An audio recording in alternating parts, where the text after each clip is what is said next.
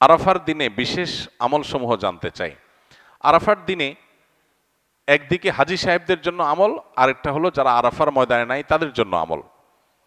যারা হাজী সাহেবরা আরাফার ময়দানে অবস্থান করছেন তাদের জন্য ওই দিনের সবচেয়ে শ্রেষ্ঠ আমল হলো লা ইলাহা ইল্লাল্লাহ ওয়াহদাহু লা শারীকা লাহু লাহুল মুলকু ওয়া লাহুল হামদ ওয়া হুয়া আলা কুল্লি শাইইন কাদির। এটা মহব্বতের সাথে অর্থ বুঝে ধীরে ধীরে বারবার করে পড়তে থাকা, এটা হলো সবচেয়ে বেশি প্রয়োজনীয় কাজ। কেন?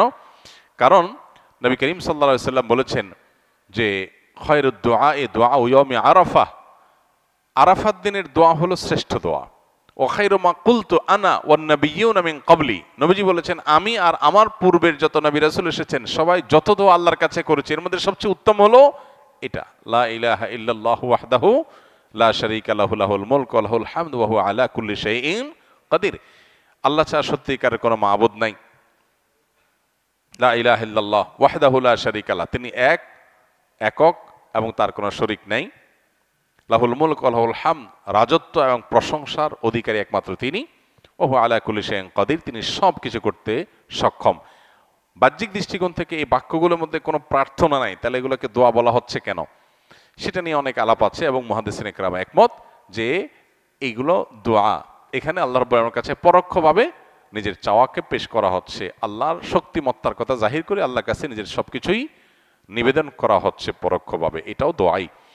তো এটা হলো আরাফার ময়দানে যারা হাজির অবস্থান করবেন তারা সবচেয়ে বেশি পড়বেন।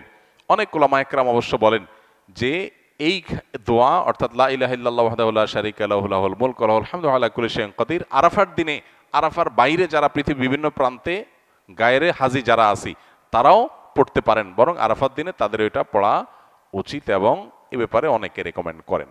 তাহলে একটা করণীয় পেলাম লা ইলাহা ইল্লাল্লাহু ওয়াহদাহু লা শারীকা লাহু, এটা পড়া। এবং আরাফাতের দোয়াকে সবচেয়ে শ্রেষ্ঠ দোয়া বলা হয়েছে, এই জন্য হাজী সাহেবরা বিশেষ করে যারা সেখানে অবস্থান করছেন ওই দিন একবারে সূর্য ডুবা পর্যন্ত, জোহর থেকে নিয়ে সূর্য ডুবা পর্যন্ত পুরো সময়টা দোয়ার ভিতরে ডুবে থাকা, এটা হলো সবচেয়ে বড় কাজ। আর যারা আরাফায় নাই, আরাফার বাইরে আছে, যারা হজে যাচ্ছেন না, তারা আরাফার দিনটাতে তারা রোজা রাখবেন। আরাফার দিনের রোজা নিয়ে আমাদের দেশে প্রতি বছরই গন্ডগোল বা মত পার্থক্য দেখা দেয়, কোন দিন রোজা রাখবো? এটা কি হাজিরা অবস্থান করছে ওই দিন, নাকি আমি যে দেশে আছি সেই দেশে যখন জিলহজের 9 তারিখ হবে? তো এটা নিয়ে উভয় পক্ষেই দলিল আছে, যুক্তি আছে, দুই মতেরই সপক্ষে আলেমদের বক্তব্য আছে।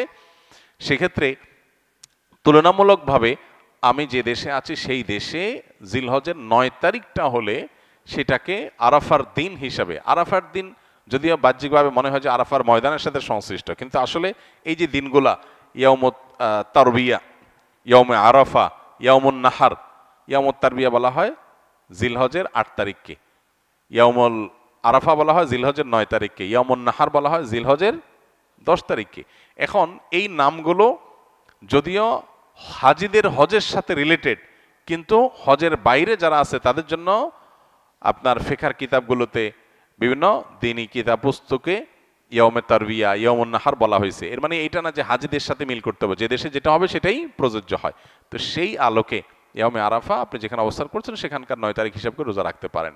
যদি আপনার কাছে বেশি মনে হয় যৌক্তিক যে না হাজিদের অবস্থানের সাথে মিল করে রাখাটা, যেহেতু নামের মধ্যেই ইয়াউমে আরাফা আছে, অতএব ওইটা আমি রাখবো, তো সেক্ষেত্রে আমি সেটাও করতে পারেন, কোনো অসুবিধা নেই। কোনো কোনো রেওয়ায়তের আলোকে জিলহজের প্রথম 9 দিনের প্রত্যেক দিন রোজা রাখা উচিত, কারণ মামিন আইয়ামিন আল আমালুস সালিহু ফিহিন্না আহাব্বু ইলাল্লাহ মিন হাযিহিল আইয়াম, বুখারীর হাদিস রয়েছে। এই দশকটাতে এমনি নেকামল করা উচিত, অতএব নফল রোজা আপনি প্রথম সবগুলো দিন রাখতে পারেন, তাহলে আর কোনো ইখতিলাফের ঊর্ধ্বে এমনিই উঠে গেলেন। অতএব আরাফার দিনে আরাফাতের বাইরে যারা আছেন তারা রোজা রাখবেন, আর আরাফাতে যারা আছেন তারা কি করবেন? ওই যে লা ইলাহা ইল্লাল্লাহু ওয়াহদাহু লা শারীকা লাহু বেশি বেশি পড়বেন, আর বেশি বেশি আল্লাহর কাছে দোয়া করবেন। দোয়াটা অবশ্য আমরা আরাফাতে যারা নাই তারাও করতে পারি। বাজারে বিভিন্ন দোকানে সহজ কিস্তিতে ঘর সাজানোর বিভিন্ন ফার্নিচার, ইলেকট্রনিক পণ্য, মোবাইল, ল্যাপটপ ইত্যাদি দিয়ে থাকে, যেগুলো কিস্তিতে নিতে গেলে ইন্টারেস্ট দিতে হয়। এখন আমরা যারা নগদে পণ্য কিনতে পারি না, কিস্তিতে পণ্য নিলে গুনাহ হবে কিনা? কোনো অসুবিধা নাই, কিস্তিতে কেনা বেচা জায়েজ আছে, এবং কিস্তিতে কেনার কারণে একটু দাম বেশি নিচ্ছে যে সেটাও জায়েজ আছে, কোনো অসুবিধা নেই। নবী করিম সাল্লাল্লাহু আলাইহি সাল্লামের হাদিসে পরিষ্কারভাবে কিস্তিতে কেনা বেচা, অর্থাৎ এখন ক্রয় বিক্রয় হয়ে গেল এবং পণ্য হস্তান্তর হয়ে গেল, মূল্যটা থেকে থেকে থেমে থেমে ধীরে ধীরে পরিশোধ করার এরকম সিস্টেমে বিক্রি নবী সাল্লাল্লাহু আলাইহি ওয়াসাল্লামের সময়ও ছিল, কিন্তু নবী করিম সাল্লাল্লাহু আলাইহি ওয়াসাল্লাম সেটাকে অনুমোদন করার সময় এরকম কোনো শর্ত দেন নাই যে দাম বেশ কম করা যাবে না। অতএব আমি একটা জিনিসকে কিস্তিতে বিক্রি করলাম, 10 টাকার জিনিস আমি 15 টাকা বিক্রি করলাম, তুমি 15 কিস্তিতে আমাকে টাকাটা দিবা, এটা হালাল, সম্পূর্ণ হালাল। এভাবে নেওয়াও জায়েজ, দেওয়াও জায়েজ। আমি জোহরের সুন্নত নামাজ 4 রাকাত নিয়ত করেছি, ইতোমধ্যে জোহরের ফরজ নামাজ শুরু হয়ে গিয়েছে। এমত অবস্থায় আমি 2 রাকাত নামাজ পড়ে সালাম ফিরিয়ে জামাতের অংশ নিয়েছি। নিয়ত করেছি 4 রাকাতের, কিন্তু নামাজ পড়লাম 2 রাকাত। এতে আমার নামাজ হয়েছে কিনা? উত্তর হলো হ্যাঁ হয়েছে, কোনো অসুবিধা নেই, বরং এটাই উচিত। ইদা উকিমাতুস সালাহ ফালা সালাতা ইল্লাল মাকতুবা, নবীজি সাল্লাল্লাহু আলাইহি ওয়াসাল্লাম বলেছেন, ফরজ নামাজের একামত যখন শুরু হবে তখন আর ফরজ ছাড়া আর কোনো নামাজ চলবে না। চলবে না মানে তখন আর কোনো নামাজ স্টার্ট করা উচিত না। এখন কেউ 4 রাকাত সুন্নতের নিয়ত করছে, 2 রাকাতের বৈঠকে একামত শুরু হয়ে গেছে, তখন সে সালাম ফিরে নামাজ শেষ করবে। নিয়ত করছে 4 রাকাত, পড়ছে কয় রাকাত? 2 রাকাত। প্রতি 2 রাকাত ফরজ নামাজের বাইরে সব নামাজগুলোতে প্রতি 2 রাকাতের পর একটা কি আসে? স্টেশন আছে, চাইলে সেখানে ক্লোজ করা যাবে। এর কারণে কোনো গুনাহও হবে না, সেজদা সাহু দিতে হবে না। তবে 4 রাকাত সুন্নত তো আর আদায় হলো না, এটা আপনি ফরজের পরে 2 রাকাত সুন্নতের পরে সুযোগ থাকলে ওই 4 রাকাত সুন্নত আলাদা করে আপনার আদায় করা উচিত, সেটা ভিন্ন বিষয়, কিন্তু আপনার নামাজ হয়ে যাবে, 2 রাকাতের সওয়াব আপনি পাবেন, যেটা হয়ে গেল।